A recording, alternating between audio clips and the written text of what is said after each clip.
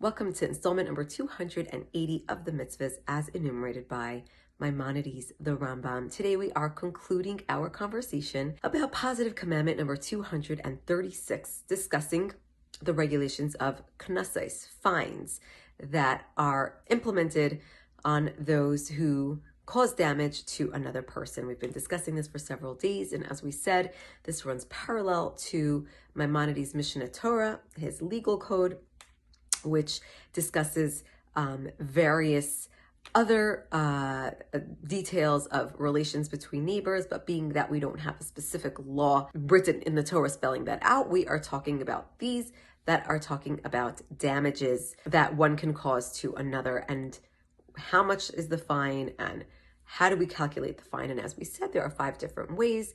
There is the nezek, the damage, the actual damage that is done, that is calculated. How much would a person have been worth had they sold themselves as a slave before the damage was done, minus how much they are worth currently now that the damage was done. The balance is what is owed. The medical bills are owed.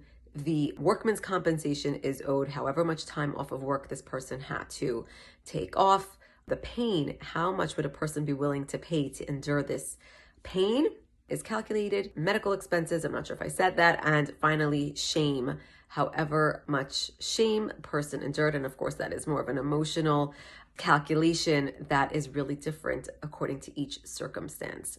Now, as we said, these laws are really going hand in hand with relations between neighbors.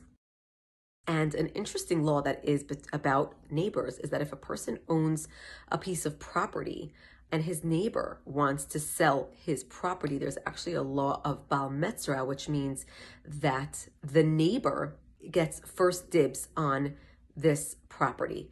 That before somebody can sell their property, they first need to ask the neighbor if they are interested in buying.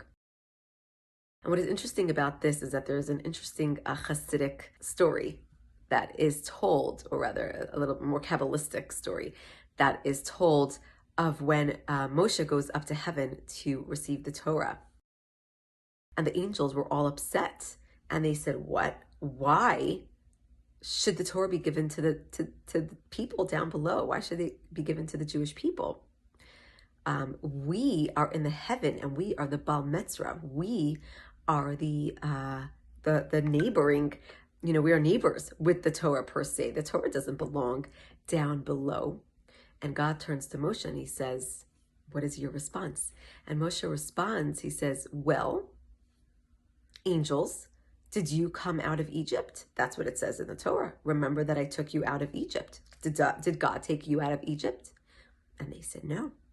And he said, well, do you know what else it says in the Torah? It says that you need to honor your parents. It says that you shouldn't steal, that you shouldn't kill. Do you even have an evil inclination, that you are even capable of doing these things? And of course, they said no. And to this, God acquiesced, and God said, you see, the Torah belongs to the Jewish people down below.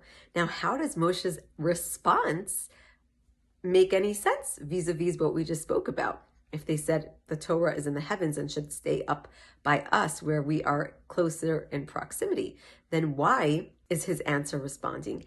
And here is the beautiful answer, that when it comes to Baal Metzra, when it comes to purchasing or selling the property to the closest neighbor, it is only when it comes to a house. If the neighbor was going to put a house on that property. But if he was just going to have a field and grow, make a vineyard or whatever, in that case, it does not apply. And this is what Moshe said to the angels. He said, yes, you might be closer in proximity, but you cannot build a house up in the heaven. What God wants is a dwelling place down on this earth. God wants a home.